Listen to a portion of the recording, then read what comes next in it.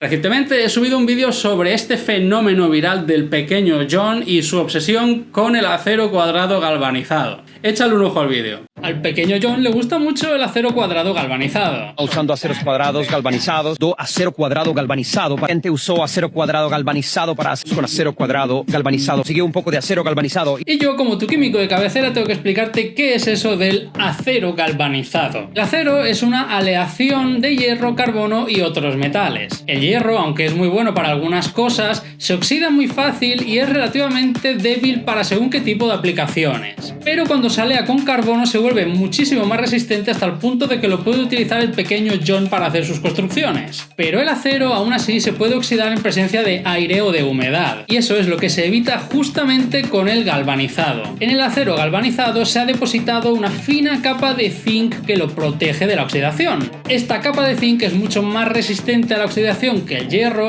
y de esta manera se consigue mantener las propiedades mecánicas del acero añadiendo la resistencia a la oxidación. ¿Ahí que te llevas? Un dato nuevo. Bueno, pues como podéis haber visto en ese vídeo explico qué es el acero galvanizado y que este proceso de galvanizado sirve básicamente para que ese acero tarde más en oxidarse, lo vuelve resistente a la oxidación. Bueno, pues entre los comentarios han surgido dudas y entre ellas pues muchos me habéis preguntado qué diferencia hay entonces entre el acero inoxidable y el acero galvanizado. Duda que por su parte es lógica, yo en su momento no caí, pero es verdad que tiene toda la lógica del mundo. Si ya existe el acero inoxidable, ¿para qué se galvaniza, no? Bueno, pues la idea con el vídeo de hoy es resolver esta duda. Vamos a ir enfocando el vídeo para que al final entendamos por qué el proceso de galvanizado es diferente del acero inoxidable, qué diferencias hay entre el uno y el otro, pero para todo ello tenemos que contextualizar y hablar del acero, sus propiedades y los tipos que hay. Así que comenzamos. Lo primero que tenemos que entender, aunque parezca muy básico, es que el hierro no es lo mismo que el acero y tampoco es lo mismo que el metal. Que una cosa sea metálica no tiene por qué ser de hierro, ni tampoco tiene por qué ser de acero, puede ser de muchos metales distintos. Aluminio, cromo, titanio, todo esto son metales que no tienen nada que ver ni con el hierro ni con el acero.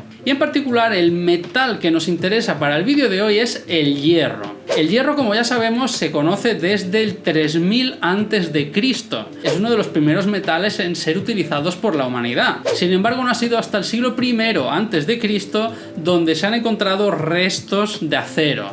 Es decir, se han tardado casi 3000 años en pasar de utilizar herramientas de hierro a herramientas de acero. Ahora bien, ¿qué es esto del acero? ¿Qué diferencia hay con el hierro? Pues bien, el hierro, como bien dice, es exclusivamente hierro, el metal, es decir, el elemento puro. Y el acero es una aleación entre el hierro y el carbono. Por norma general, las aleaciones suelen ser entre varios metales, por ejemplo, aluminio y berilio, aluminio y magnesio, hierro, cromo, otros metales de la tabla periódica. Sin embargo, es curioso y es llamativo que en el caso particular del acero, uno de los más producidos del mundo, precisamente esta aleación es entre un metal y un no metal, que sería el carbono. Así que realmente, si nos ponemos técnicos, no sería una aleación como tal, sino lo que se conoce como un compuesto intersticial. Porque básicamente consiste en que dentro de esa estructura del hierro, donde están los átomos colocados en una estructura cúbica centrada en las caras, han ido colocándose átomos de carbono dentro de esa estructura porque son más pequeños que los átomos de hierro y caben entre los huecos para colarse por ahí. Bueno, y esto de que el carbono se cuele por ahí en medio de esas estructuras, ¿qué es lo que implica? Básicamente que aumenta muchísimo la resistencia a la rotura del metal. Para entender esto vamos a pensar en esos átomos de hierro puro perfectamente ordenados en su estructura cúbica centrada en las caras. ¿Qué pasa? Que como está todo tan extremadamente ordenado, es muy sencillo deslizar una capa sobre la otra a base de golpes. Un golpe en un punto determinado de un trozo de hierro puede producir una fractura precisamente porque esas capas de átomos se desplazan unas con respecto a las otras. Pero ¿qué pasa si dentro de esa estructura tenemos átomos de carbono colocados aleatoriamente repartidos por todo el material? Esos átomos de carbono actúan función como de bloqueo. Es, por decirlo de alguna manera, un bache, un impedimento en cada una de esas franjas horizontales para impedir que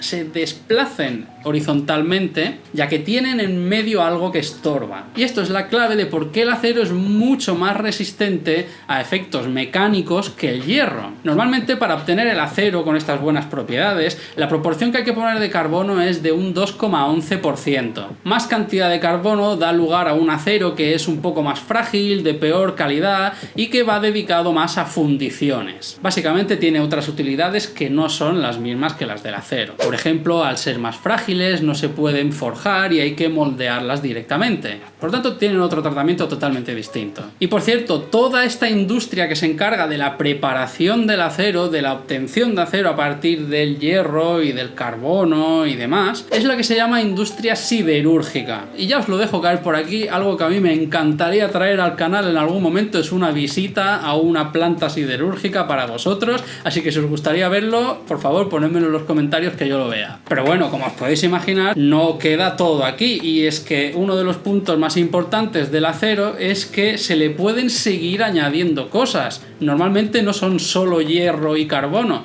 sino que se le pueden ir metiendo muchos más metales y según lo que se le ponga van a ir cambiando sus propiedades. No vamos a entrar a ver todas las posibilidades de ahí porque, como os podéis imaginar, son muchas y el vídeo se alargaría demasiado, pero para que os hagáis una idea, añadir fósforo, níquel, cobre o aluminio harían que aumentase la dureza del acero. El manganeso, molibdeno, cromo, níquel, silicio harían que aumentase la templabilidad del acero. Ya sabéis que el acero, una vez fundido y forjado, normalmente hay que templarlo, pues este tipo de aditivos mejoran la templabilidad de esa aleación. Luego también hay elementos que al añadirlos modifican la resistencia a la corrosión. Pueden aumentar la resistencia a la corrosión o reducirla según el caso que interese, aunque normalmente lo que interesa es que sea más resistente a la corrosión. Normalmente los que se utilizan con este fin son el molibdeno, el wolframio o el cromo. Y también hay aditivos que modifican las temperaturas de trabajo de estos materiales, como el punto triple o los puntos de fusión, para poder trabajar mejor con ellos, como por ejemplo el aluminio, el silicio, el vanadio, el cobre, el níquel, el manganeso. Como veis, se pueden modificar esas propiedades del acero en función de esos metales que se le vayan añadiendo a esa aleación. Así que si se quiere hacer a lo mejor un acero inoxidable, bastaría con añadirle un poquito más de cromo o níquel a esa fórmula del acero, y esa aleación que salga a posteriori pues tendrá mayor resistencia a la corrosión que si no se lo hubiéramos puesto. Evidentemente todo esto lleva sus cantidades, sus porcentajes, sus estudios, sus análisis, etcétera. Así que, como os podéis imaginar, insisto en que es un campo enorme. Ahora bien, habiendo visto un poco esto, vamos a hablar de las propiedades generales del acero para que tengáis una idea de cómo se comporta esta mezcla, esta aleación en rasgos generales. Solamente lo que sería el acero, hierro y carbono. El acero tiene una densidad de unos 7.850 kilos por metro cúbico, que realmente es una densidad bastante elevada. Es una aleación bastante pesada, por ejemplo, en comparación con el aluminio. O sea que en aplicaciones donde realmente el peso sea algo relevante, el acero es un material pues que hay que utilizar en su justa medida. Aunque, por ejemplo, se utiliza perfectamente en navegación marítima, en vehículos de guerra, etcétera. Es decir, tiene sus ventajas, se puede llegar a utilizar en contextos donde el peso importa, pero teniendo en cuenta que va a aumentar mucho el peso de eso que se produzca. Por otro lado, como cualquier otro metal, se expande y se contrae con la temperatura. Tiene un punto de fusión variable en función de esas proporciones entre 1300 y 1700 grados. Es tenaz, dúctil, maleable, y todo esto lo hace mecanizable, le podemos dar forma. Lo más común es verlo en forma de vigas de H o incluso varillas. También es conductor de la electricidad, es decir, más o menos conserva muchas de las propiedades del hierro, simplemente que ahora es bastante más resistente a esa rotura. Pero uno de los principales problemas que tiene el acero per se es la capacidad de corrosión. Del mismo modo que el hierro, si no se le pone ningún aditivo ni ningún tratamiento, es muy fácil de corroer, es decir, se oxida muy fácil. Y aquí es donde entramos en el tema principal del vídeo de hoy: acero inoxidable, acero galvanizado. ¿Qué es esto? Pues el acero inoxidable no es más que una aleación diferente de acero. Es un acero que ya hemos dicho que lleva hierro y carbono, pero aparte se le ponen aditivos que frenan esa corrosión.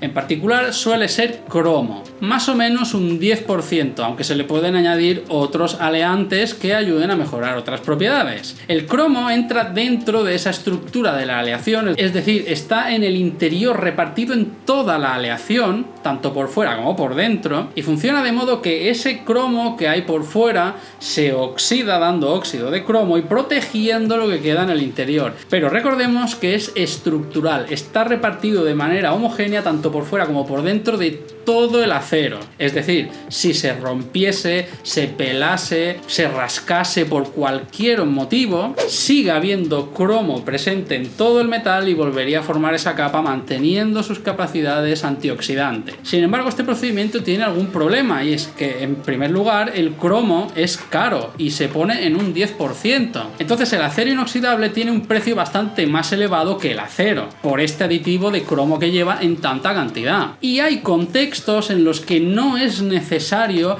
que haya una capacidad de protección contra la corrosión en el interior también, porque ya se sabe a lo mejor que ese material no va a sufrir ninguna rotura en toda su vida útil. Entonces, en este contexto surgen los distintos tratamientos a los que se pueden someter estos materiales, este acero, y uno de ellos es el galvanizado. Hay dos tipos de galvanizado en frío y galvanizado en caliente, pero básicamente en cualquiera de los dos procedimientos lo que se hace es depositar una capa de un metal superficial alrededor de esa pieza de acero. Ese metal puede ser cromo, puede ser níquel, aunque el más comúnmente utilizado es el zinc, por tema de precios. Con ese galvanizado lo que se hace es recubrir la pieza de acero de una capa de zinc que es mucho más resistente a la oxidación que el hierro y por lo tanto mantiene todo el interior de la pieza de acero protegido de esa oxidación. Y aparte de este procedimiento de galvanizado hay otros más, como por ejemplo el pavonado o incluso la pintura. Que el tema de la pintura puede parecer muy evidente, que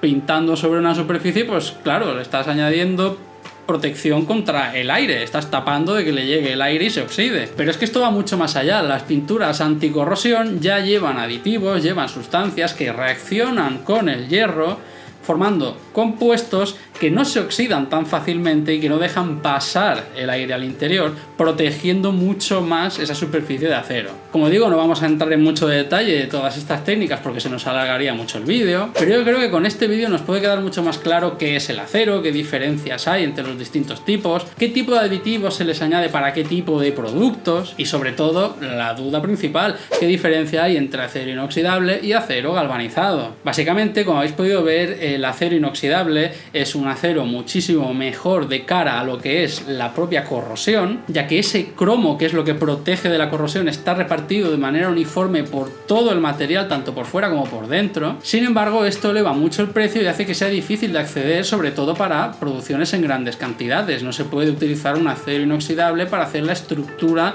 de un rascacielos, estaríamos gastando muchísimo en material tan solo por el hecho de que sea inoxidable. Entonces el acero galvanizado es la manera low cost de conseguir que ese acero sea más resistente a la corrosión, simplemente protegiéndolo por fuera.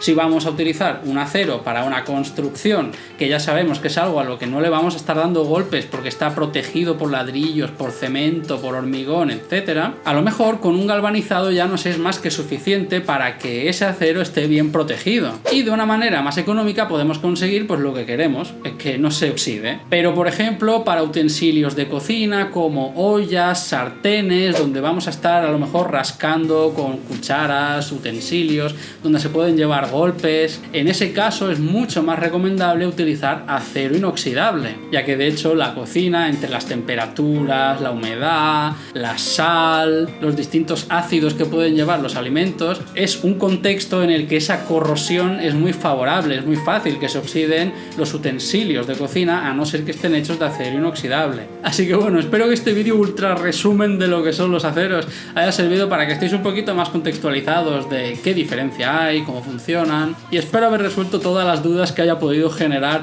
el vídeo del pequeño John. Muchas gracias por ver el vídeo y nos vemos en el siguiente. Hasta luego.